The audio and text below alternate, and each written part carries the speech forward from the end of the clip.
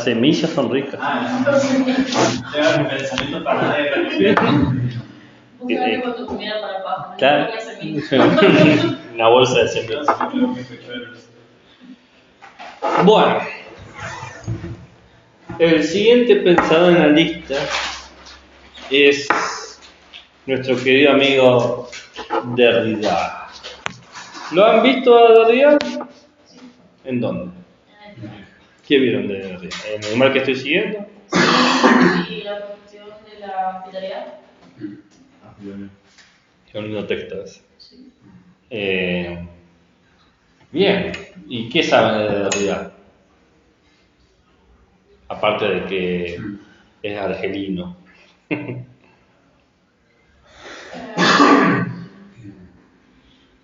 O sea, Pero de eso mismo que no. ¿en su biografía o no? Lo que saben, de lo que sea. Les di la oportunidad de que sea, elijan el camino que quieran. Si quieren, elijo yo algo más específico. No sé qué decir. Claro. Bueno, ¿qué teorías, qué ideas, qué nociones sostienen? Lo es como conocido por la cuestión de la deconstrucción. Ok, ¿y qué es eso? No sé si hemos visto eso tan puntual. Entonces, ¿por qué no lo mencionas? Porque es algo a decir de él. Ah, está bien. ¿Pero qué saben de él? De sus ideas. ¿Alguna idea que conozcan de él, que tengan, que recuperen? Yo la que recupero mucho es que es por la cuestión de la animalidad, pero no sé si viene al caso de nada, que es humano que se construye en base al detrimento de lo que se engloba dentro de lo que se considera animal. Ok. Eso es algo que ¿Y qué significa eso? me está preguntando porque no. O sea, él entiende que tanto lo humano como lo animal son construcciones y que lo humano solamente emerge como. El humano solo puede existir mientras se marque la diferencia con lo animal. Está muy bien. Está muy bien. ¿Y qué implicancias puede tener eso para la ética? Y. Puede hablar a otra persona, no tiene que estar de esa sola. Claro. Pisteándola como los campeones. En dulce de leche. O sea, se difícil tirar de la nada así, tan rápido armar algo. ¿Va? No, ustedes son. El futuro de la filosofía está contemplándome a los ojos. Si tuviesen que sistematizar su pensamiento, ¿cuál creen que sea su cuestión más básica o la conclusión más relevante?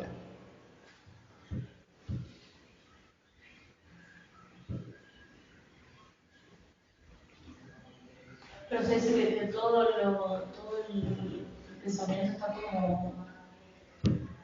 como medio unificado, porque hemos visto como cosas muy diferentes. No lo sé, pero quiero ver su percepción. Porque Le hago una pregunta específica para que la respuesta sea concreta.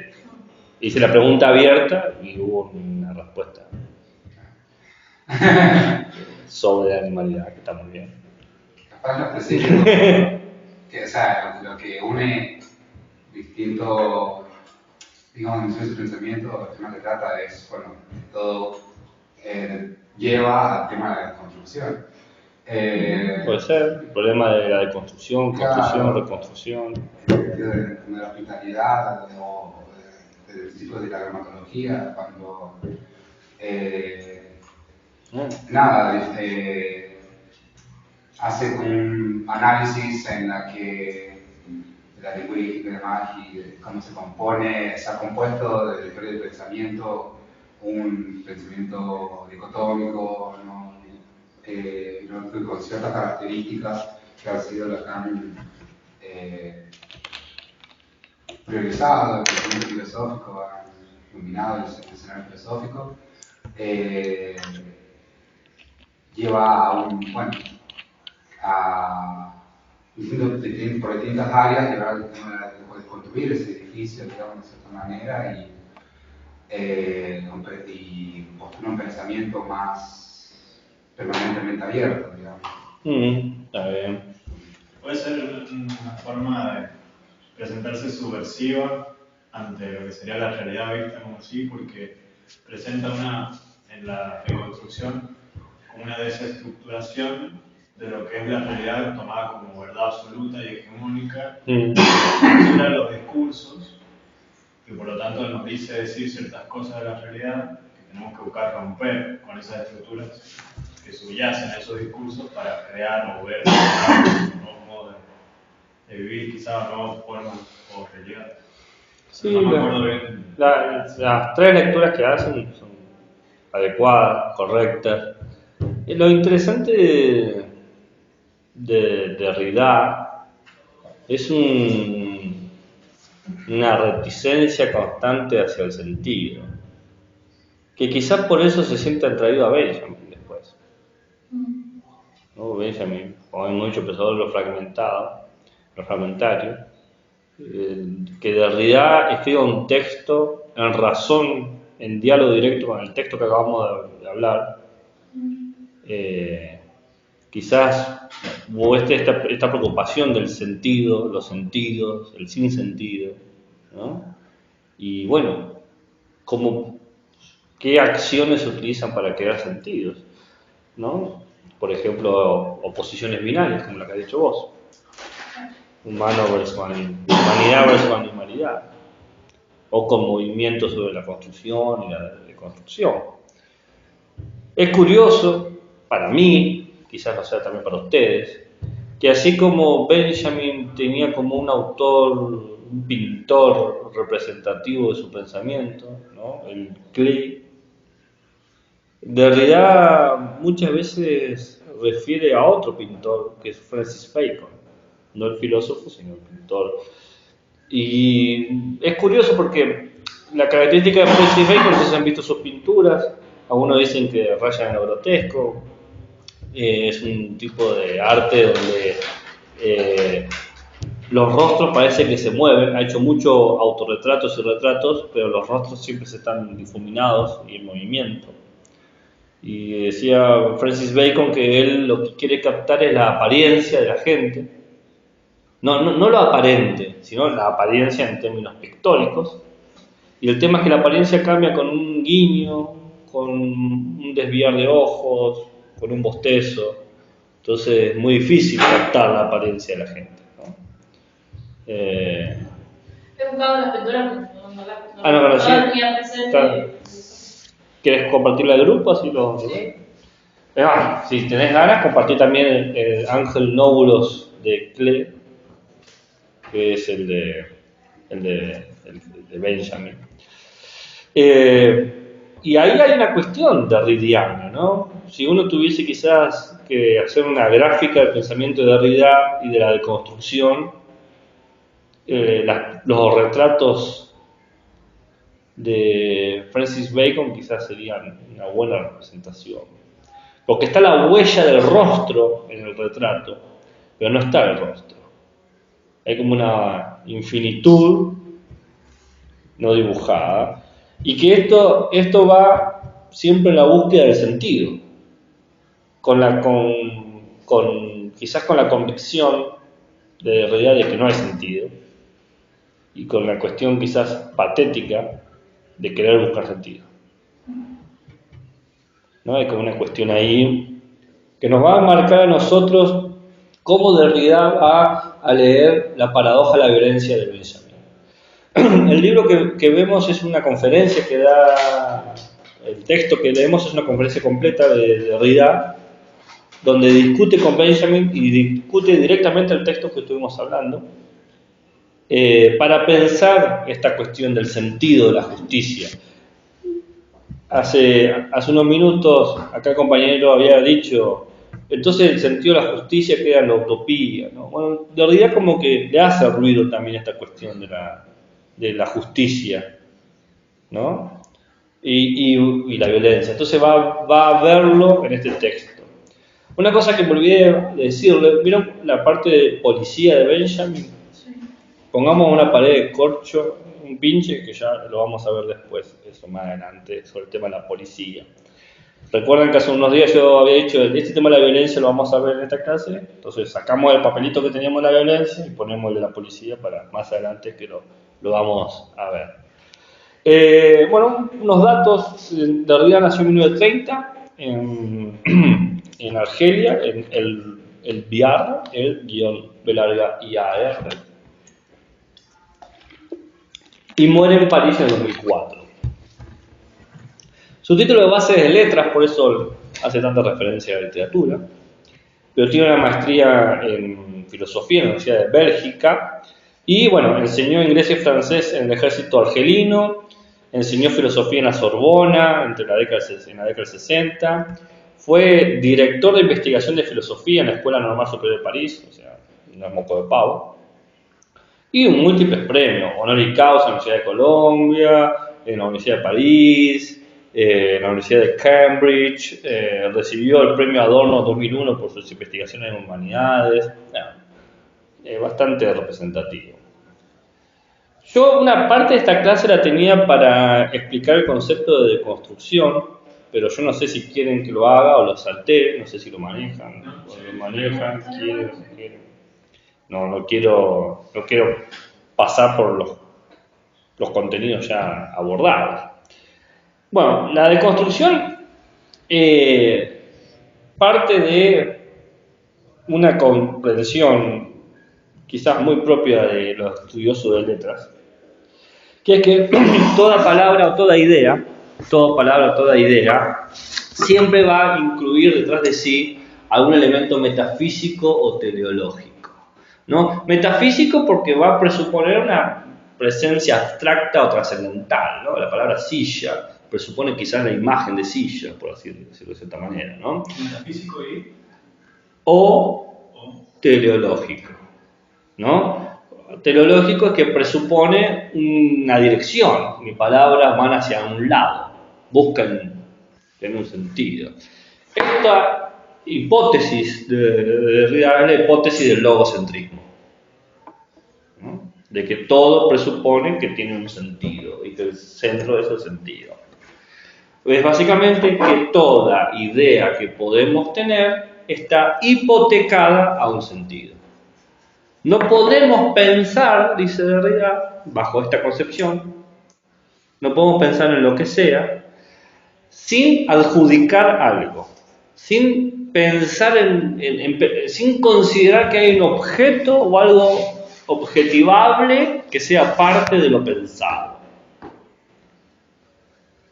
Entonces, si nuestro lenguaje parte de esta lógica, si nuestro lenguaje está sentado en un logocentrismo, nuestra actitud crítica debe someter a prueba este logocentrismo. ¿Bien? ¿Se entiende? Debe hacerse un análisis detrás de las ideas que se presuponen. Y este análisis filosófico que se propone sobre el logocentrismo es el método o el proceso de la deconstrucción. La deconstrucción es una manera de básicamente mostrar a qué está hipotecada cada idea, cada palabra. La palabra agua, ¿a qué está hipotecada? ¿Qué sentidos presupone? ¿Se entiende? Pero no solamente esa labor que podría ser quizás una labor etimológica, sino para señalar las ambigüedades y contradicciones entre los sentidos que pueblan a esa palabra. Se busca, con la deconstrucción, identificar las aporías. ¿Qué contradicciones del razonamiento me generan estas palabras? ¿Qué paradojas me generan? ¿Se comprende? ¿Para qué buscamos estas aporías en este sentido? Quizás una labor, no sé si Derrida va a aceptar lo que voy a decir, pónganlo con comillas, es una manera de hacerlo pedagógico. Esta labor etimológica hermenéutica, ¿no? Habría que ver qué tan cómodo se siente Derrida con esta caracterización que creo que acabo de hacer, pero bueno, más o menos se entienden las funciones, ¿no? Buscar genealógicamente el sentido y reinterpretarlo para buscar sus contradicciones y sus paradojas, un movimiento circular, un ritornello, dice Derrida, Retornar lo que retorna, no que vuelve, ¿no? ¿Para qué hacemos esto? ¿Para qué señalamos estas ambigüedades, estas paradojas, estas contradicciones? Para poder dar lugar a un nuevo sentido que estaba dentro de esto, pero un sentido que nos permita de una manera positiva o poder vivir con la contradicción de esta idea o resolver la contradicción. De cualquier manera, va a suponer finalmente anular el razonamiento binario que nos trajo en esta situación conflictiva. ¿Se entiende? Derrida habla de este movimiento al principio del texto. Creo que en los primeros 2 párrafos explica esto que yo acabo de decir. Pero como es Derrida, no lo hace de manera explícita. Derrida explica todo este movimiento de deconstrucción que le da ya el tono al texto. Ya sabemos el ritmo que va a tener el texto, con cómo empieza. Porque el texto empieza con Derrida, recordemos, es una conferencia, creo que es en Estados Unidos, que lo invitan a él. Entonces él se pone y se pregunta, ¿por qué se debe hablar como se habla? ¿No? Entonces dice, ¿por qué yo hago esta conferencia en inglés? ¿No? Bueno, dice, primero, usar un idioma ya es cierta obligación ante la situación en la que yo me encuentro. Hay como una condición simbólica, él dice, hay como una fuerza de ley donde yo estoy obligado a hacerme entender. Si estoy obligado, dice Benjamin, Derrida, que ustedes me entiendan. Y para eso, para que ustedes me entiendan, tengo que hablar en el idioma más común. Y como yo soy el argelino y ustedes son los estadounidenses y el foro es mayor que quien habla, tengo que hablar el idioma de ustedes. Pero no lo hablo por una elección, hablo por una imposición, ¿no? Hablo para cumplir una obligación que es común a todos nosotros. ¿Y cuál es esa obligación? Dice Derrida. Fíjense cómo va deconstruyendo la pregunta de por qué se habla como se habla. Está mostrando el movimiento acá. ¿Y cuál es la obligación? Y la obligación es que yo quiero que se me garantice ser evaluado con justicia lo que voy a decir. Que se entienda lo que yo diga y que los subo después me critiquen por eso, pero que no me critiquen por un malentendido. Quiero ser entendido, quiero que lo que yo diga se corresponda con lo que yo pienso y que sea evaluado por eso. Entonces, yo estoy ejerciendo un derecho, el derecho a hablar, pero para ejercer el derecho tengo que estar de alguna manera constreñido por una ley que me impone limitaciones. Para ejercer el derecho a hablar tengo que hablar el mismo idioma, tengo que hacerme entender y tengo que respetar el contrato social que nos convoca. Tengo que hablar de cierta manera, con cierta cadencia, generando un estímulo-respuesta con mi público. Entonces dice Derrida, curiosamente, el derecho que yo tengo de hablar no existe sin una fuerza que autorice este derecho, sin algo que fuera externo al derecho, una exterioridad, que aplique el derecho. Una fuerza justa, que diga, justamente este derecho es mío. Entonces, ahí nos da el tono de Derrida, con un ejercicio deconstructivo. ¿De qué va a hablar? Del derecho, la fuerza, la ley, pero tratando de entender las aporías. ¿Por qué estoy obligado así? ¿Por qué lo veo así? ¿Por qué no lo veo de otra manera? ¿Cuál es el centro que dice, este es el sentido que me impide a mí ver otras cosas y que cada vez que quiero ampliar el horizonte de perspectiva se me aparecen contradicciones y paradojas? Y si logro ver ese centro y estas paradojas, ¿las puedo resolver o las tengo que simplemente aceptar? O sea, en la entrada del texto dice, yo tengo una paradoja porque para ejercer mi derecho a hablar, tengo que hablar un idioma que no quiero. Él se encontró con esa primera paradoja. Quiero ser entendido, pero tengo que hablar en el idioma de ustedes. ¿Y ahora cómo hago? ¿Entienden? Entonces, por eso el texto empieza con eso y después salta con otra cosa. Porque acá presenta el tono y después va al tema. El siguiente paso va a ser el aforismo de Pascal. ¿Se acuerdan de Pascal? Volvió en forma de aforismo. Dice Pascal. Lo leo, ¿no? Porque es justo que lo que es justo sea seguido. Son dos frases, ¿no? La primera es justo que lo que es justo sea seguido. ¿Entienden esa frase? Es justo seguir lo justo. La frase sigue. Es necesario que lo que es más fuerte sea seguido.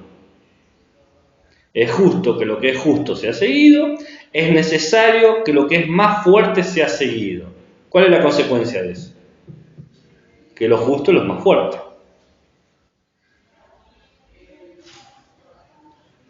Entonces dice, ¿se entendió esta frase? Todavía no vemos las consecuencias, ¿no? Pero estamos en la frase, ¿no? Entonces va a decir Derrida. La lógica del pensamiento es más o menos la siguiente.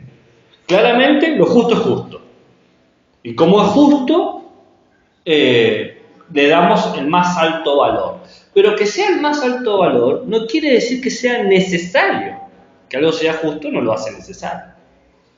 Para que sea necesario, para que nos genere un vínculo de que tengo que hacer lo justo, tiene que aparecer algo fuera de la justicia, que es la fuerza. Es necesario que lo que es más fuerte sea seguido. La fuerza hace que algo sea necesario. La fuerza obliga a lo necesario. La fuerza de la ley no surge de la justicia, sino de su obligación. ¿Por qué el ciudadano aplica la ley? ¿Porque es justa? No, porque está obligado a hacerlo. A pesar de que la ley es justa. ¿Se entiende? La ley es justa, pero ¿la seguimos porque es justa? No, porque si no me hacen una multa. O lo que sea. ¿Se entiende el razonamiento de Derrida? Sí, mi razonamiento de 2 días. ¿Ah? Bueno, sí. ¿Cuántas veces seguimos la ley? No porque la ley sea o no sea justa, sino porque estamos obligados. Ok. Va a decir Derrida. En este sentido, recupera Benjamin. Para que nazca un derecho se necesita una fundación violenta. Esto es lo que acabamos de ver hace un rato.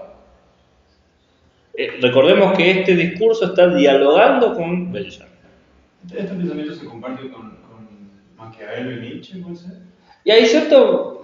¿Cómo? Maquiavelo y Nietzsche. ¿Esto qué? ¿Por qué Maquiavelo? Creo que mencionan que, bueno, no estoy seguro, pero que toda sociedad no se dio inicio por un ordenamiento, digamos, en sí bueno y convencional, sino por un baño de sangre. Claro, vos decís por el pragmatismo de Maquiavelo, por la practicidad que ve Maquiavelo sobre la organización social. Sí, supongo. No he leído tanto Maquiavelo, lecturas indirectas. Está bien. ¿Y por qué Nietzsche?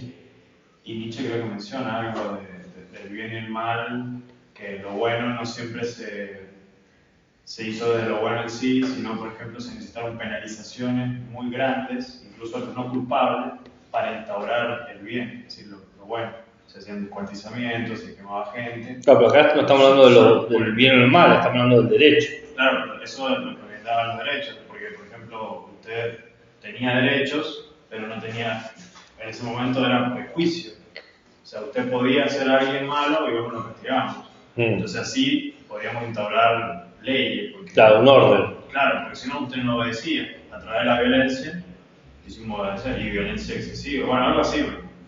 Con esa interpretación, vamos a decir que sí. Bueno, igual. Derrida tiene elementos nietzscheanos, sí. No he visto yo a Maquiavelo en sus textos. Pero No sé si Derrida cita a Maquiavelo, a eso me refiero. Yo no he visto a Derrida haciendo alusiones a los contractualistas italianos, por ejemplo. Porque como buen usuario del idioma francés, solamente cita pensadores franceses. Yo no sé por qué. Era argelino.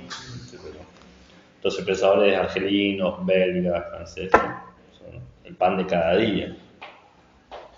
Pero no quiero decir que no, porque lo de Maquiavelo yo no lo he visto en Derrida, pero quizás sí, puede ser. No sé.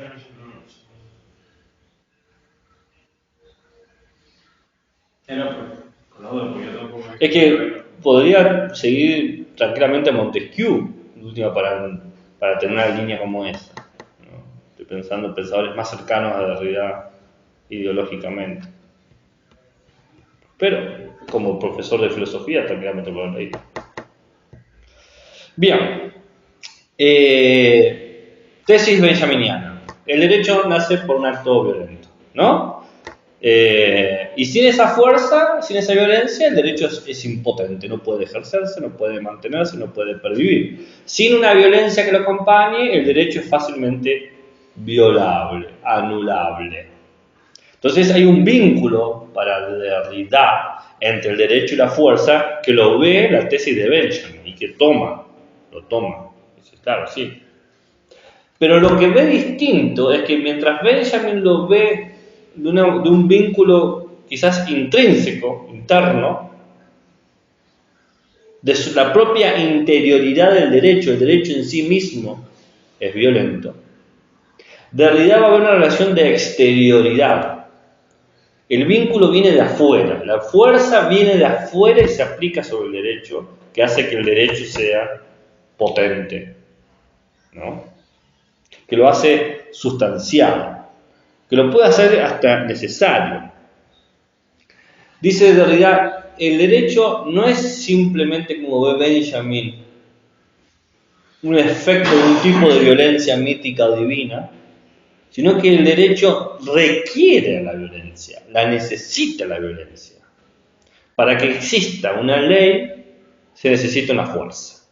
Y una fuerza, lógicamente, tiene que ser violenta. Entonces dice, lo que sucede es una ficción legítima, una ficción que se legitima, un artífice necesario. Lo que Benjamin hablaba de mitos y dioses, Derrida habla de ficciones y artificios. Una ficción necesaria para fundar a la verdad de la justicia, para crear la idea de que hay algo natural, como el derecho, para crear que hay un instrumento jurídico creado por nosotros o nuestras mentes humanas, que es el derecho en términos positivos, ya no naturales. Porque dice Derrida, no habiendo un derecho antes del derecho, la creación del derecho supone un acto fundacional violento extrajurídico. Para que exista el marco de lo jurídico, necesito primero una violencia extrajurídica, previa, anterior. Porque si no, tendría que haber un derecho ante el derecho. Y no lo hay.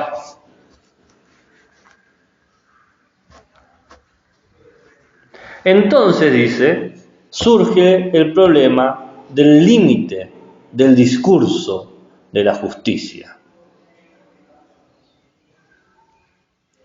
Porque Benjamin veía que la violencia tenía un juego de medios y fines, ¿no?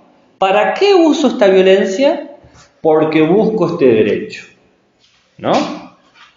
Y entrábamos en la paradoja. Pero Derrida dice, la violencia no puede ver ese derecho porque el derecho tendría que existir antes del derecho mismo. ¿Se comprende lo que estoy diciendo?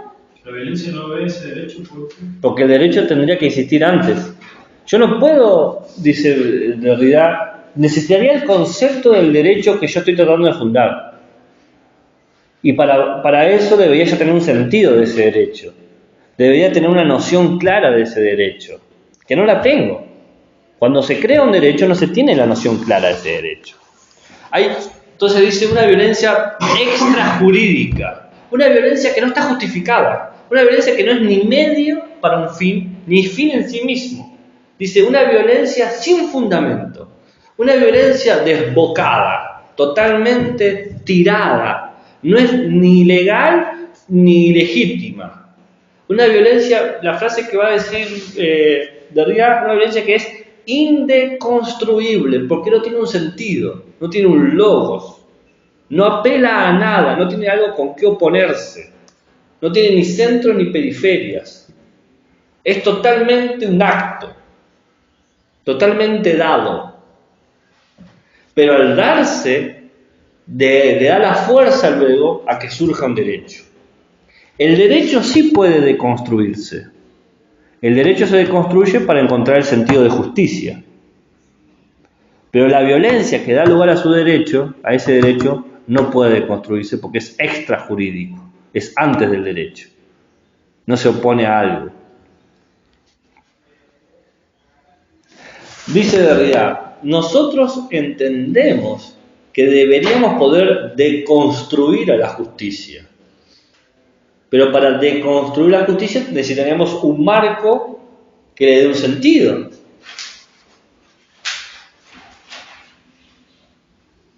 Pero ¿cuál es el sentido de la justicia?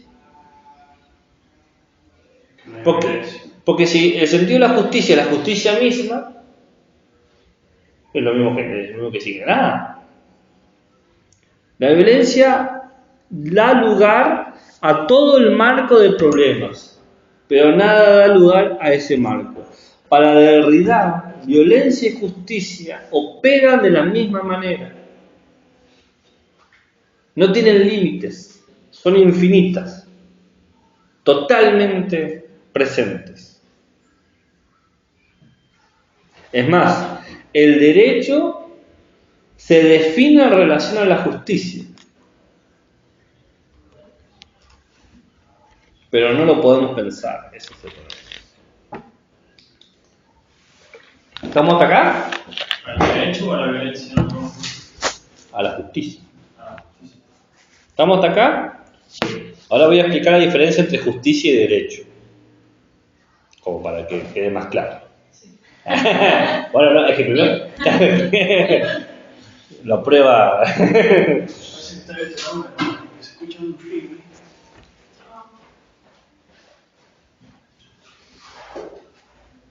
Bien, ¿estamos hasta acá?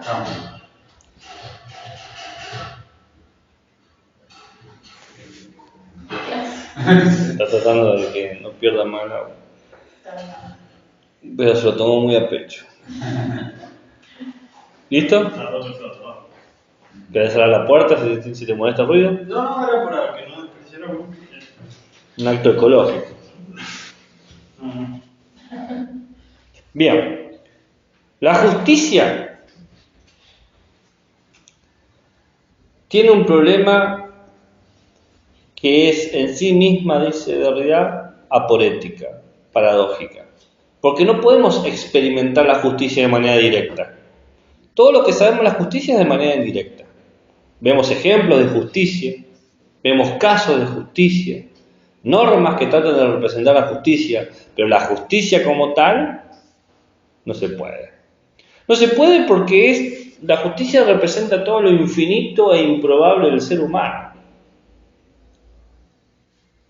La justicia, dice Derrida, entra en el ámbito de lo incalculable, de lo que no podemos medir. Por lo tanto, no hay ningún discurso que la pueda esquematizar.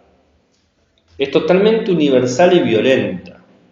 Violenta no en el sentido de agresiva, violenta de que establece fundamentos, como dice Benjamin. Trasciende todas las esferas sociales, desborda todos los ámbitos políticos, va más allá de todas las fronteras jurídicas. ¿Iba a decir algo? Violenta en el sentido de que fundamenta. Claro, de que crea una base. No sé si se escuchó bien. En oposición, el derecho tiene como meta hacer realizable a la justicia, que la justicia se experimente. El derecho trata de ajustar lo incalculable de la justicia en un cálculo material. Por ejemplo, el derecho a comer, para no sufrir la injusticia del hambre. El derecho a la educación, para no sufrir la injusticia de la ignorancia. Y así. El derecho sería el particular del universal que es la justicia. Claro. La idea es muy fácil. La justicia es incalculable y el derecho está en el orden del cálculo. El derecho entra en la estructura de un sistema jurídico que trata de calcular en forma de regla, de norma, de ley, de valor, qué sería lo justo para nosotros en tales casos. Por lo tanto, el derecho trata de ser mediador y discursivo. Trata de aplicar la justicia en esta esfera social. Trata de aplicar la justicia en este ámbito político. Trata de aplicar a la justicia en esta estructura jurídica. Trata finalmente de que se represente la justicia en cuerpos específicos, a los que nosotros llamamos ciudadanos. ¿Se entiende? Ojo al piojo. Existe la tentación enorme de pensar a la justicia como un ideal platónico. Porque estoy hablando de universal, estoy hablando de lo incalculable, lo infinito. ¿Se entiende? Pero acá, la justicia tiene que ver con un intento de construir un sentido sobre algo, cuyo resultado es siempre lo aporético. ¿Por qué uso la palabra aporía? ¿Por qué no elijo paradoja? Que si bien lo utilicé como sinónimo. ¿Por qué repito lo aporético? ¿Qué es la aporía, gente? A ver, mis kantianos, ¿hay un kantiano en la sala? Aporía es sin salida. Sí, ¿y qué sería esa aporía sin salida? ¿Sin salida para quién? En términos de Kant. La aporía, cuando habla de las aporías, ¿de quién habla? ¿Cuáles son las aporías kantianas? Dios. Dios, bien. El alma. Bien. Sí. Dios, el alma. La libertad. La libertad. ¿Por qué son aporías para nosotros? Porque no son experimentables. Ok, bien. ¿Qué más?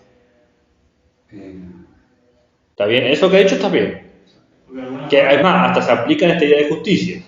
No ser experimentales. ¿Y qué más? ¿Qué dijiste? Hay una cosa más, hay un datito más que le da el tono a todo esto. Puede ser que porque el ser humano de alguna forma necesita buscar ese conocimiento, pero no lo puede encontrar. ¿Por qué no lo puede encontrar? Zona de gol. En el ámbito de los numéricos. No importa, no. Es parte del argumento, pero no es lo central. Porque le genera contradicciones a la razón, le hace concluir cosas contradictorias. Porque es un sentido que le genera contradicciones. La justicia es aporética porque cuando nos las pensamos nos genera contradicciones. Y como es contradictoria, es abierta. Y como es abierta, se expande continuamente. Y como se expande continuamente, no tiene límites. Y como no tiene límites, es infinita. Y como es infinita, ocupa todo. Y como ocupa todo, es universal. En ese sentido, estamos hablando de lo incalculable. Me parecía que había que aclararlo por la duda de que hagan... Así que Derrida era platónico, míralo vos. Para ayudarme un poquito con esto, yo siempre tengo cita de todo lo que digo, pero pasa que a veces por la hora me voy saltando la cita. Pero voy a leer una en particular, en la página 18, cuando él dice, hay que ser justo con la justicia. Y la primera justicia que debe ser hecha a la justicia es la de escuchar. Intentar comprender de dónde viene, qué es lo que quiere de nosotros, la justicia, ¿no? Sabiendo que ella lo hace a través de idiomas singulares. Dike, justicia, justice, no sé alemán, Gerechtigkeit, por limitarnos a idiomas europeos que sería también necesario delimitar a través o a partir de nosotros. Esta responsabilidad ante la memoria es una responsabilidad ante el concepto mismo de responsabilidad que regula la justicia y lo ajustado de nuestros comportamientos, de nuestras decisiones teóricas, prácticas, ético-políticas. Ser justos con la justicia, ¿no? Cada vez que queremos ser justos con la justicia nos encontramos con las limitaciones del derecho. Entonces, que la justicia sea indeconstruible supone que si bien justicia y derecho no coinciden, porque la justicia representa lo incalculable y el derecho representa lo calculable, porque la injusticia representa lo infinito y el derecho representa lo finito, suponen que se pueden articular, que de alguna manera se pueden conectar, porque el derecho se ejerce en nombre de la justicia. El propósito del derecho es realizar a la justicia en la experiencia del ciudadano. Ciudadanos justos, con vidas justas, con sociedades justas, etcétera, etcétera, etcétera. ¿Entiende? Entonces, está esa articulación, el derecho quiere ajustarse a la justicia, pero la justicia también le exige al derecho que se ajuste a sus parámetros, cuando hace derechos que no son correctos. Entonces, la fuerza al derecho para que se aplique. Entonces, la relación justicia y derecho es totalmente paradójica. No se puede medir lo inmedible, no se puede calcular lo incalculable. Pero es necesaria pensar en esta aporía, porque nos permite pensar a la ciudadanía. Entonces, Derrida presenta que él está tratando de ejercer un derecho cívico, el derecho a hablar, y se encuentra con una situación injusta. Solo vas a hablar en un idioma que no es el tuyo. ¿Se entiende? Así presenta Derrida el tono de la conversación. Y para ver eso dice, ¿por qué tienen ustedes la fuerza en mí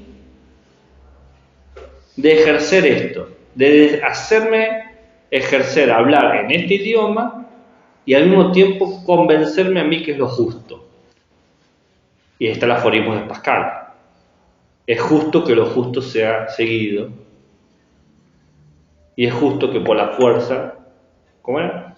Es necesario que lo más fuerte sea seguido, ¿no? Entonces, hay una fuerza en esta justicia que hace que se aplique este derecho. Pero yo la fuerza de la justicia nunca la veo directamente, la veo en el derecho mismo, en la fuerza del derecho, en la violencia que tiene este derecho que me obliga a mí comprometerme con ciertas responsabilidades para poder ejercer este derecho. En este caso, el derecho a hablar. ¿Se comprende? Hay una obligación en el habla que tiene que ver con el... Para que sea justo poder hablar, también es justo cierta responsabilidad que es ajustarse a lo que la justicia demanda, exige de manera fuerte, de manera violenta. ¿Se entiende? Pero cada vez que entiendo esto es como decir que la justicia es injusta, porque si es justa no me va a obligar a mí a hacer cosas. Si me obliga a hacer cosas es porque es violenta. ¿Bien? Pero esa violencia me permite experimentar la justicia. Pero esa justicia es injusta. Pero esa injusticia, ¿se están dando cuenta de lo paradójico? Es un círculo donde me estoy encerrando continuamente. Una aporía. Cada vez que lo pienso se me contradice y se me abre, y se me abre, y se me abre hasta el infinito. En este circuito de aporías, Derrida se va a detener en 3 que él identificó. ¿Son las únicas 3? Probablemente no. Pero él se centra en 3. ¿Para qué? Para mostrar el problema de la relación entre violencia, justicia y derecho. como constitutivos de la ciudadanía, que es lo que estamos hablando acá. ¿Bien? Entonces, 3 aporías. Entonces, ahora tengo que explicar 3 paradojas, lo cual, explicar una paradoja siempre es señalar lo paradójico, que tiene su dificultad. Una aporía es sobre la responsabilidad, otra aporía es sobre la conformidad y la tercera aporía es sobre la información. Se las menciono y después ya se las describo. ¿Por qué estas 3 aporías son consecuencia de querer pensar algo? ¿Qué es la relación del ciudadano con la justicia y el derecho?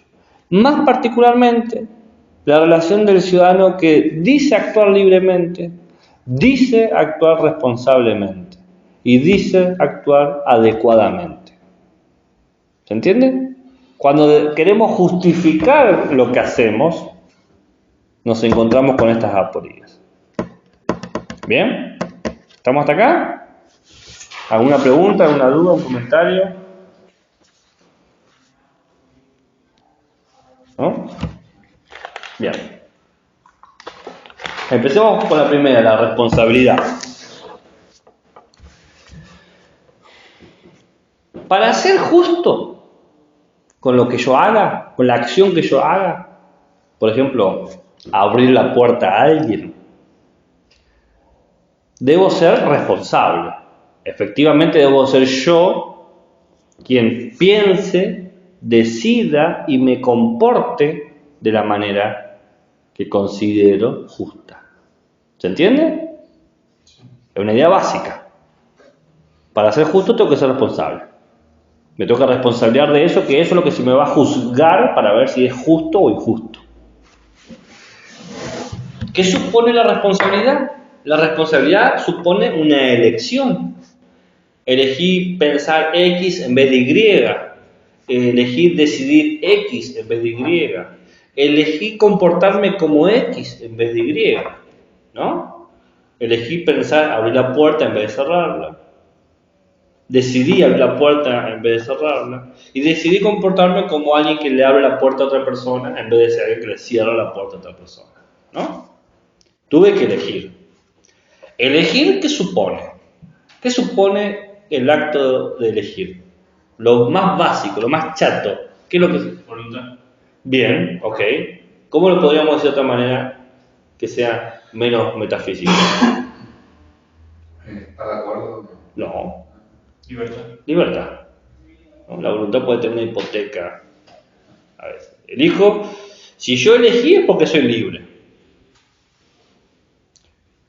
Si yo no fuese libre, no podría optar por la acción A o B, ¿no? Pero acá está el problema. Para optar, deben existir ya las opciones. Si no, no puedo optar. ¿Se entiende? Debe existir ya un cálculo de cuáles son las opciones. En este caso, cerrar o abrir. Si existe un cálculo, ya no estoy en el reino de la justicia. ¿En qué reino estoy si existe un cálculo? En el derecho. Y en el derecho, bueno, elegís, como dijimos hace un rato. Te obligan a hacer las cosas. La fuerza, la justicia. Si yo actúo acorde al derecho, actúo acorde a la ley, actúo acorde a la norma, actúo acorde a los valores. No estoy siendo libre. Entonces de repente me encuentro que para optar, para elegir libremente una acción, previamente debo no ser libre porque esa acción ya debe estar elegida.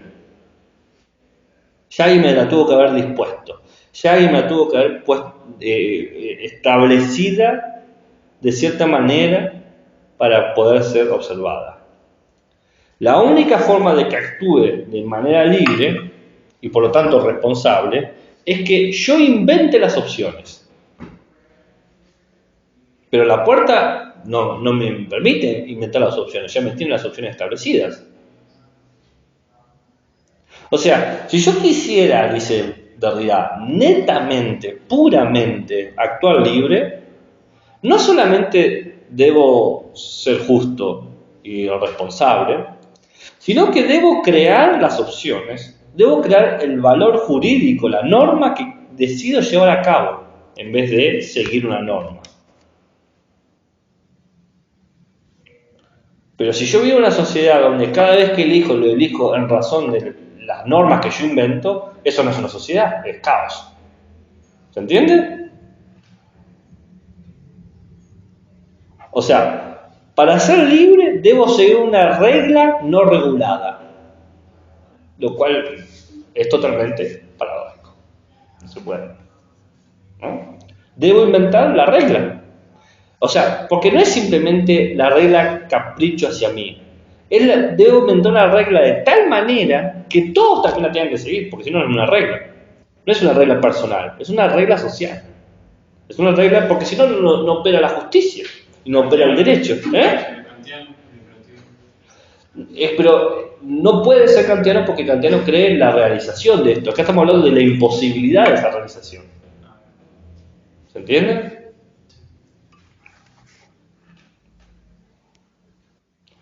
El acto es justo si soy libre, si yo elegí responsabilizarme. Pero para elegir tengo que optar por las opciones que ya están. Si las opciones ya están, no soy libre, por lo tanto no puedo responsabilizarme. Y por lo tanto no es justo lo que yo hago.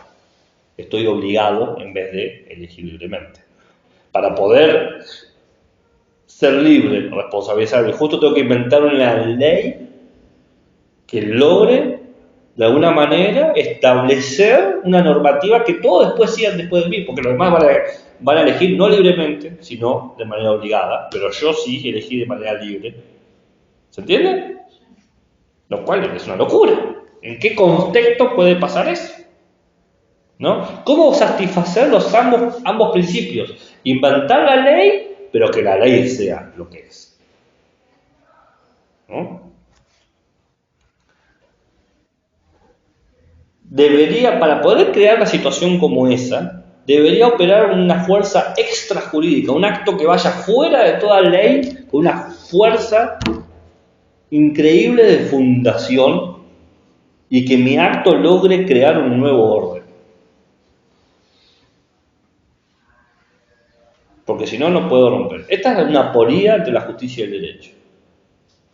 Y lo que va a decir, dice Derrida, parece imposible. Pero es algo de todos los días.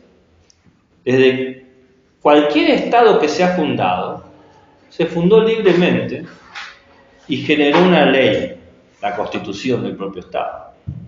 O sea, para Derrida, las constituciones creadas son cosas que inventan ley y hacen que se reconozcan como ley y con una fuerza extrajurídica.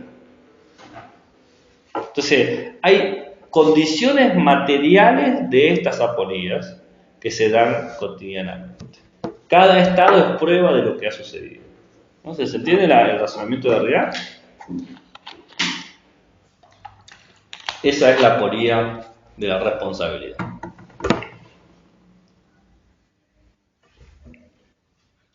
Nota al pie. Si se inventó una constitución, se puede inventar también parte de la constitución y por lo tanto hay más actos de responsabilidad que se pueden hacer. ¿Se entiende, no? Modificaciones y transformaciones. ¿Se comprende lo que estoy diciendo? Bueno, segunda aporía, la de la conformidad.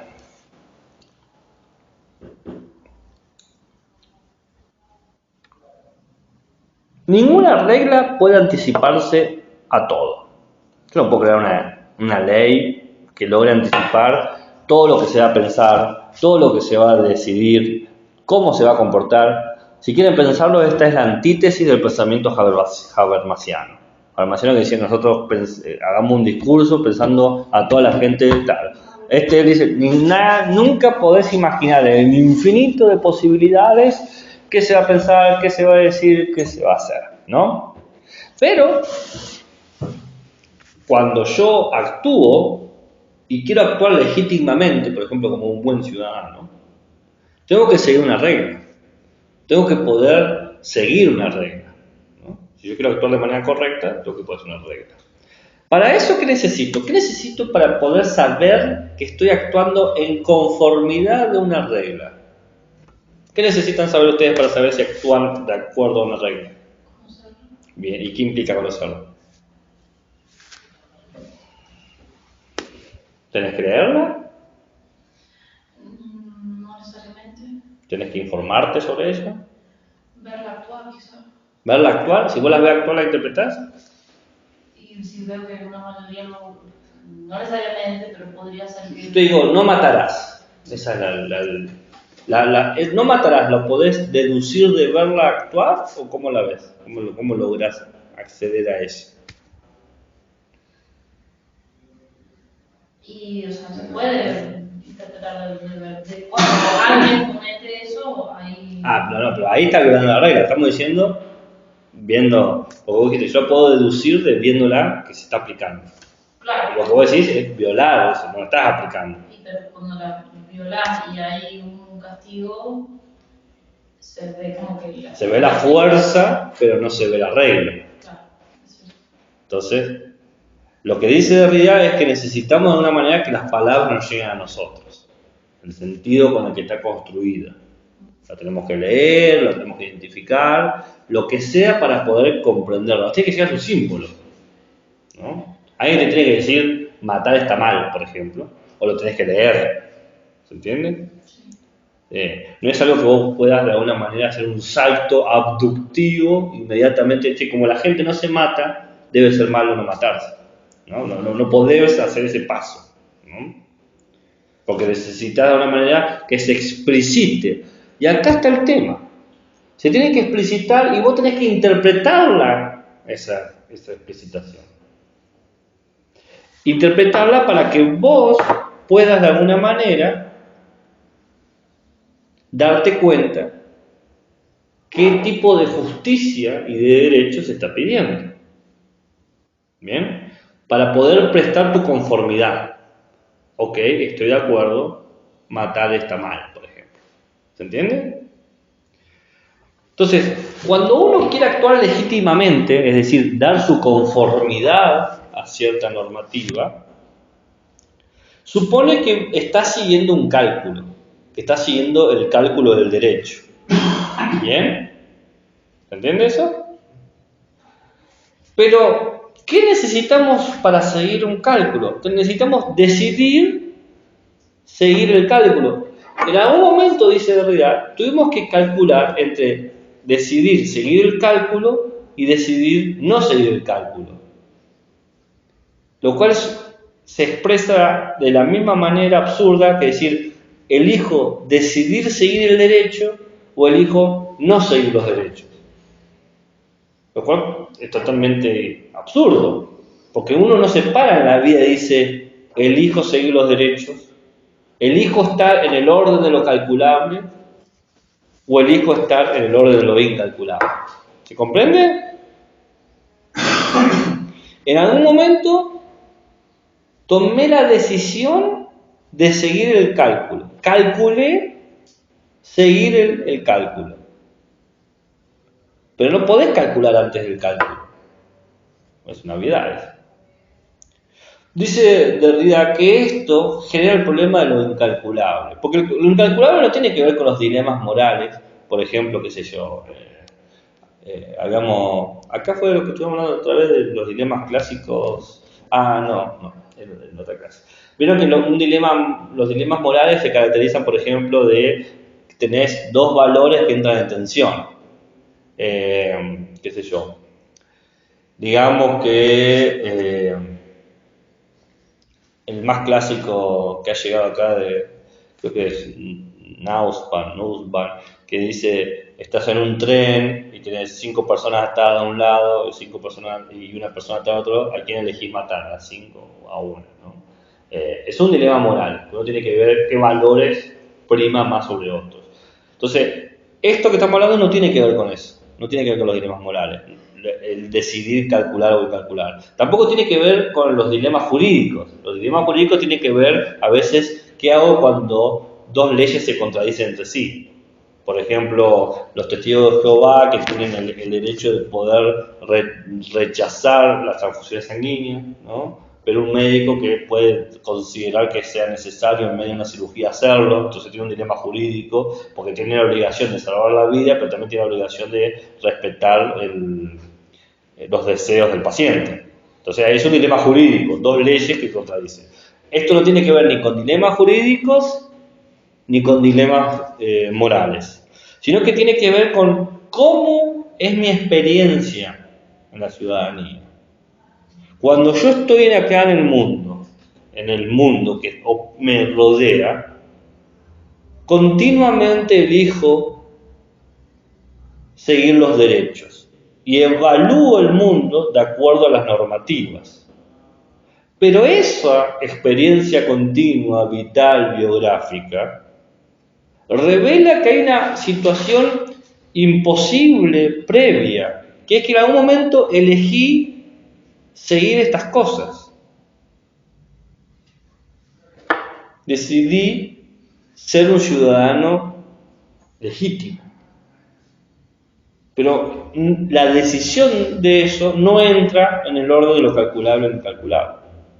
Queda totalmente fuera de eso. Entonces lo que genera una nueva paradoja. Tengo que elegir entrar o no entrar, pero ya estoy adentro, así que la decisión la tomé. Entonces, ¿cómo fue posible tomar esa decisión? No hubo decisión. La decisión estuvo porque soy libre. Si yo elijo todo el tiempo. Todo el tiempo estoy eligiendo. Efectivamente soy libre. Pero elijo en razón del cálculo que me presentan las leyes, las normas y los valores. O sea que no soy libre. Elegí estar ahí. Pero para esa elección tendría que previamente haber estado fuera. Pero nadie está fuera de eso. ¿Entienden la paradoja? No traten de resolverlo, porque cada vez que lo resuelvan se van a enredar más. Pero, Ok, dale, dígame. Dale. una pregunta simple.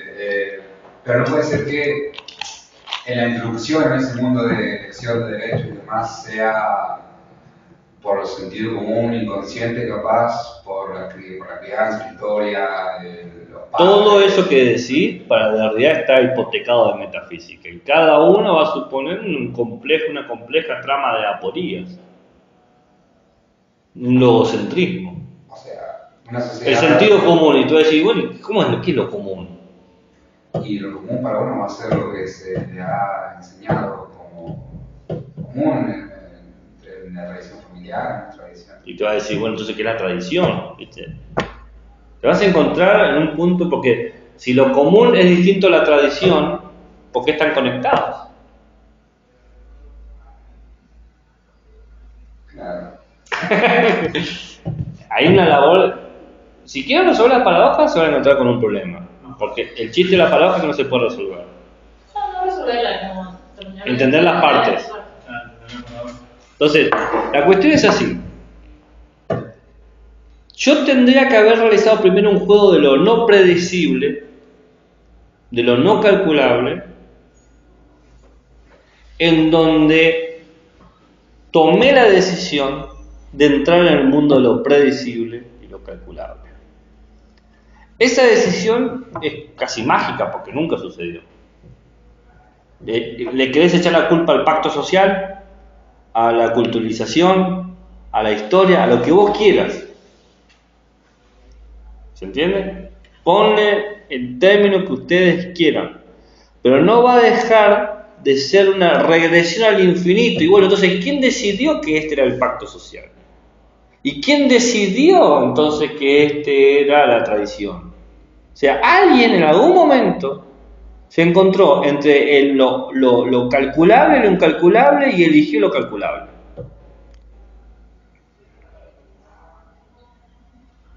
¿Se entiende? Pero eso no pasó porque siempre estamos en calculable. Claro, pero para que exista lo calculable, alguien tuvo que haber elegido eso. Y cada uno de nosotros, para Derrida, estamos continuamente en esa aporía, eligiendo seguir los derechos. Porque si no existiese la libertad, vos no elegirías el derecho, serías una máquina que reproduce normas. ¿Se entiende? Pero no es así. A veces elegimos seguir, a veces elegimos suspender derechos. En el mundo de lo calculable optamos. Entonces, efectivamente hay una libertad. ¿Se entiende? Lo que me hace ruido es Sí. por qué tiene que ser el primer movimiento en el que yo elijo. Que sea el segundo. Claro, porque yo caí en esto, no elegí nada. Claro. Y después en un punto, Que, supongamos que me hice consciente y ahí veo si permanezco o no. que sea el cuarto movimiento, el 15º movimiento. No importa. Nada de todo el entramado justifica tu libertad. Porque donde estás en este movimiento no hay libertad, es la historia del determinismo, de los derechos, de lo calculable, de lo predecible. Y lo que estás proponiendo está totalmente... En un momento elegí, bueno, en ese momento ¿cómo carajo pudiste elegir si no estabas, no tenías la opción de elegir y no elegir? En algún momento, no tengo marcado, en algún momento estabas acá, querías elegir y no elegir, y elegiste. ¿Y cómo hiciste eso? No, estoy de acuerdo con que elegí. No, te digo, para que se entienda la aporía. Por eso decía, no querés el primer momento, no les gusta, vamos a la mitad, donde quieran ponerlo, no importa donde lo pongan, en algún momento pasó eso. ¿Y cómo puede pasar? No debería, pero es. Y hace todo lo que debe ser. Entonces de repente estamos con hasta como una falacia naturalista donde lo que debe ser es y lo que es debe ser, porque es una contradicción. Querer resolverla es justamente no entender el carácter aporético y abierto de esto. Pero lo que dice Derrida es que todos los ciudadanos lo hacen continuamente, todas las personas en público lo hacen continuamente. Dice, en toda decisión, lo indecible queda prendido, alojado como un fantasma. En un momento hubo algo de indecisión y un momento hubo algo de decisión. Esto está en la página 23. La fantasmaticidad, dice. En otras palabras, en vez de fantasma habla de huellas. Hay algo ahí que no fue completamente borrado, por más que se intentó. Hay un ejemplo, no lo hace en este texto, lo hace en otra cosa, creo que se llama La Huella, el texto, que habla sobre la bomba atómica de Hiroshima cuando mata a las primeras personas en el radio de 5 kilómetros. Dice, ¿qué quedó de eso? Las sombras, la sombra de la gente, literal. Sí. Inclusive el intento de borrarlo todo deja una huella. El cálculo, tratando de controlarlo todo, le queda algo que no puede controlar, inesperado, y que encima es como que se revela ante eso. Una huella de la cotidianidad, la bomba atómica, por ejemplo, alguien se va dando mate, tomando té, y una huella de tomando té. Es una locura. O sea, la cotidianidad ante el desastre. Una cosa así. ¿Se entiende? Bien, la tercera aporía. La tercera aporía es la información, ¿no? Les quedan 3. Entonces, espera, vamos a repasar. La primera hablaba de la necesidad de ser responsable y la dificultad de serlo, de ser algo de manera responsable. La segunda hablaba de la conformidad, de que yo esté de acuerdo con algo. La tercera está conectada a estos dos. Para ser responsable y para estar de acuerdo tengo que tener la información justa. Porque no puedo responsabilizarme si no tengo toda la información y no sé si estoy de acuerdo si no tengo toda la información. Uno debe estar bien informado. Porque si no estás bien informado no sabes qué regla seguir. ¿Cuál es la regla para este caso? En esta situación social, ¿cuál es la normativa que se aplica? ¿Entiendes la cuestión? Pero acá hay algo, dice Derrida. La justicia no puede esperar el cálculo. No puede esperar que hagamos un Excel con todas las cuestiones para que luego digamos, hace 3 días hubiese convenido darle comida al bebé. No, el momento justo es en el momento. Es demandante, siempre inmediato. No te permite otra consideración más que la hora. Es decir, la justicia demanda que el acto sea lo más rápido posible. Debemos actuar de manera misma, de forma precipitada, sin pensar en las consecuencias hipotéticas. Entonces estamos en un problema. Yo quiero actuar justo, quiero ser responsable con lo que hago, quiero ser conforme a la normativa, pero la inmediatez va en contra de esto. Me encuentro con que la información que tengo es escasa. Si uno quiere ser justo, tiene que elegir actuar ahora. Piénsenlo así.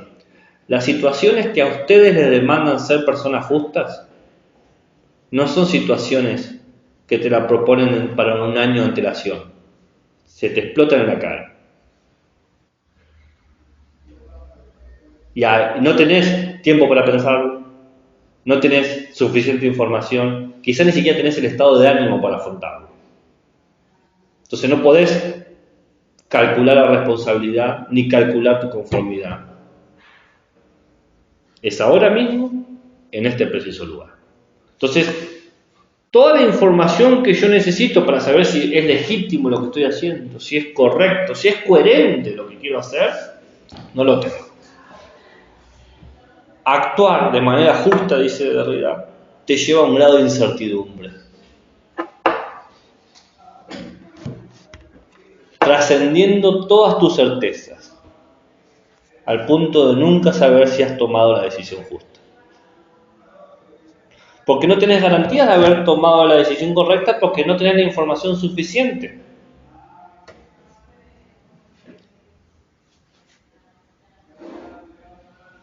La aporía de la información es, para ser justos necesitamos toda la información, pero toda la información nunca está disponible.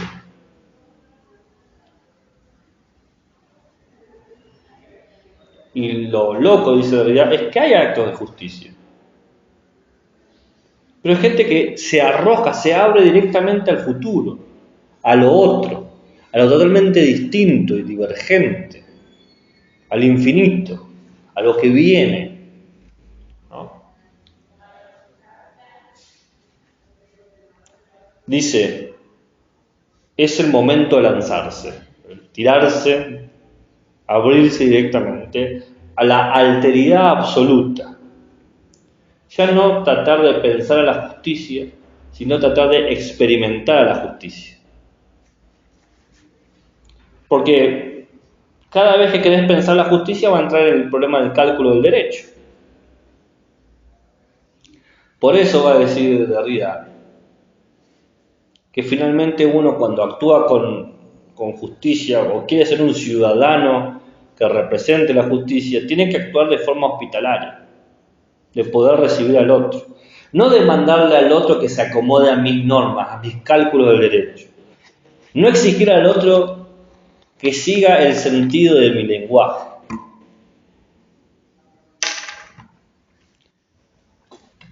Sino crear con el otro normas. Crear con el otro un lenguaje. Inventar con el otro una ley. Confirmarla con mi acto.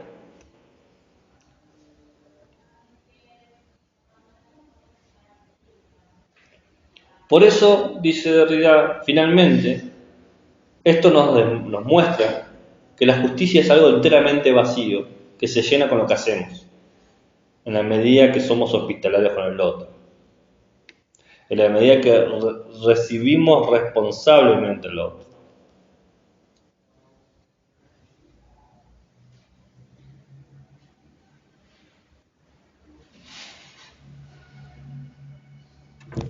¿Qué piensas? Justo estaba pensando en la cuestión de la hospitalidad, cuando empezó a hablar de lanzarse a la alteridad. Creo que en ese texto dice que el totalmente otro es alguien que irrumpe, que no te da tiempo de decidir, de esperarlo, sino que llega. Sí, no sí. tenés que actuar, le abrís la puerta o no cerrás. ¿Viste? Ahí también dice que es imposible ser 100% hospitalario, porque si no, sí, como que hay un límite en el que quién es el que ¿La realidad? Sí. Y que hay una ecuación posible, digamos, entre no me acuerdo cuál era el nombre que me utilizaba, pero función suficientemente hospitalario como para preservarme a mí y como para preservar al otro, digamos. Es que hay un problema ahí, ¿no? Porque uno tiene interiorizado el sistema de cálculo con el que se ha relacionado toda su vida. Pero el sistema de cálculo jamás concibe al otro. Entonces, uno claramente se va a sentir tentado de seguir la decisión ya tomada por el derecho, ¿no? No dije elegir, sino seguir. Y por lo tanto va a ser injusto con el otro. Inclusive pensando que está actuando de manera justa. ¿Qué piensan de Derrida, de su idea de ciudadanía, o las implicancias cívicas, si quieren pensarlo así, de dónde viene, hacia dónde va? ¿Están de acuerdo, no están de acuerdo? No me queda claro si en su concepción de ciudadano, para ser este ciudadano hospitalario con otros, hay que un poco olvidar toda esta cuestión de la responsabilidad, de la conformidad de la información y simplemente lanzarse, que nunca se va a estar suficientemente listo. Claro. Pero entonces, ¿eso qué implica? Porque pueden haber consecuencias de... O sea, me parece importante esto que decía de, para ser responsable y para saber si estoy de acuerdo o no con algo, debo estar informado. Claro. Me parece que es muy importante. Pero después, claro, pero después, ¿cómo ser hospitalario si me tengo que simplemente lanzar? Claro. Y la propuesta derridiana es reforzar la aporía. Recordemos que había en la deconstrucción dos caminos posibles: o disolver la paradoja, o convivir con ella. Y la decisión de Derrida es que hay que aceptar esa tensión, ¿no? Entonces, todas estas cosas que generan tensión hay que tenerlas presentes. En base a eso, no es simplemente lanzarse y no es simplemente ocuparse de la responsabilidad y no es simplemente quedarse con la conformidad, o no es simplemente informarse, sino es esta convivencia que se sintetiza en el problema de cómo el derecho quiere hacer material a la justicia. Ahí está el tema. No generar otro binarismo. Sí, claramente. Romper toda oposición binaria. ¿Y están de acuerdo o no con este muchacho? O es un tonto que no sabe lo que hace. No, Sí, pero... ¿Sí, un tonto? No. No, estoy de acuerdo, pero es muy difícil. Bueno, sí. Sí. Pero no es algo que nos pasa, tipo... no sé, me cuesta verlo, capaz nunca me ha pasado una situación cotidiana con otro humano, quizás, no sé, cuando vemos a un gatito que necesita ayuda y rompió nuestra cotidianidad, ¿y qué hacemos? Lo ayudo, estoy siendo responsable con mi situación económica, qué sé yo, o realmente quiero ayudarlo. Me gusta el ejemplo del gatito. Me gustaría también, hay una idea que quizás te señalaría que Derrida no sé si estaría de acuerdo, que es que cotidianamente te ves con esta situación. Del hecho de querer prestar una lapicera a alguien o no, del hecho de prestar atención a alguien que te está contando algo que quizás te aburre. La alteridad no es simplemente sostenida por lo foráneo. La alteridad está aquí, ahora, aquí con nosotros, ¿no? Entonces, ahí empieza a operar también otras cosas, me parece, ¿no? No sé si es cotidiano o no. Sí, por eso estoy diciendo que es cotidiano, que no se tiene que pensar solamente con que me llega el extranjero, el inmigrante a mi casa, golpea la puerta y pedirme entrar, ¿no? Sino que estoy hablando de que está aquí en estos otros que también me piden cosas y quizás a mí qué me importa tu problema, y decido no convalidarte, o el tuyo, lo que sea, no me interesa. Y ahí también eso. El gatito tiene que ver con el tema de salvarle la vida porque quizás moriría en la calle, ¿no? Claro, no Pero- es el extremo, sí. Claro, pero puede mejorar la vida a alguien, puede ser simplemente escucharlo 5 minutos y permitir que se desahogue, porque no sabe cómo ha tenido un día de porquería y sos la primera persona que ve y vos le mostrás cierta actitud o de cariño, o de amistad, o de cordialidad simplemente, y se abre otro tipo de relación, y eso también es un tipo de hospitalidad, ¿no? O sea, yo creo que Derrida está pensando en ese tipo de comunidad, ¿no? Ese tipo de cotidianidad civil.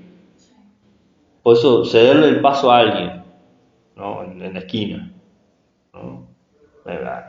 Yo me lo imagino así, quizás es más drástico, ¿no? Quizás es más drástico de ser justos en la guerra, ser justos en el hambre, que yo creo que también implica eso, pero no hay que desconocer que somos personas a pie y, bueno, ¿cómo nos comportamos entre nos? No, sí, está claro. Mm. Quizás estaba pensando en ese que puede llegar a ser totalmente otro, pero hay otros que son muy próximos y aún así Claro. son alternos. Claro, sí. Así que tenés muchos gatos en tu casa. Sí. Pero a veces ¿Cuánto tenés? Mirá, que yo quizá te gane. tengo 3. 5. Pensaste que iba a ganar, ¿no? ¿Cómo vas? No lo hago. Ellos me hacen. ¿No? Ahí está la cuestión de crear una cosa conjunta, porque Claro. yo no pongo el orden, o sea. No, somos una manada. Ya está. Claro. Sí. La familia. Pero así también con la lógica del gato rescatado. Pero pasa que el rescatado también es una persona terrible. Sí. Necesitaba, si seguimos con el discurso de Derrida, necesitaba algo y sentí que se lo podía dar o que se lo podía compartir. Y quizás en ese solo acto fue injusto, pero quizás después fue injusto, no sé. Sí, o el creer que realmente estás haciendo. Claro. Estás salvando y capaz el gato estaba bien, o sea, Sí. eso, Sí. no sabes si estás haciendo justo, capaz estás haciendo injusto. Bueno, lo de certidumbre, que decíamos ahí. Claro. La Bien. cotidianidad, no, o sea, no es como, no sé si uno sale a la calle y todo lo que le atraviesa en el día, Sí. uno está con el pensamiento de ser justo, No, o ni siquiera la intuición determinada que uno le sale ante las cosas de justicia, es Claro. bueno, le voy a ayudar a este que está acá, ¿cómo se No, llama? No, es como que, creo que el enfoque del pensamiento es cómo capaz es que se debe considerar ante el pensar ser justo, pero no tal vez es capaz todas las dimensiones de la cotidianidad. Digamos. No, coincido con vos de que uno no está pensando eso, pero sí se irrumpe cotidianamente la exigencia de nuestra justicia. Que nosotros, por no querer pensarlo, nos estructuremos en el marco de la norma. Entonces yo no me voy a preocupar por vos, voy a hacer lo que la ley me obliga a hacer. La ley no me obliga a darte plata si me estás pidiendo plata, la ley no me obliga a ayudarte si te veo desmayarte, no estoy obligado, no hay ninguna ley que me meta a la cárcel. Si lo hago es porque yo lo deseo hacer, pero puedo tranquilamente no hacerlo. Entonces mucha gente vive en el mundo del cálculo, acepta continuamente eso y no lo pone en entredicho, pero la exigencia de tomar una redecisión sobre si seguir el cálculo o crear una nueva norma, lo que sea, siempre está en la cotidianidad, ¿no? Lo vemos en mucha gente que se queda con lo mínimo y nos genera hasta angustia e impotencia, pero en términos de derecho ellos son justos, pero en términos de justicia están siendo injustos. ¿Me entienden? Sí. Lo paradójico que es lo que ve Derrida, porque es lo mismo que decía Derrida al principio, es justo que ustedes me pidan a mí que yo hable en un idioma que entendamos todos. Ustedes no hablan francés, yo sí hablo inglés, entonces es justo que yo hable inglés con ustedes.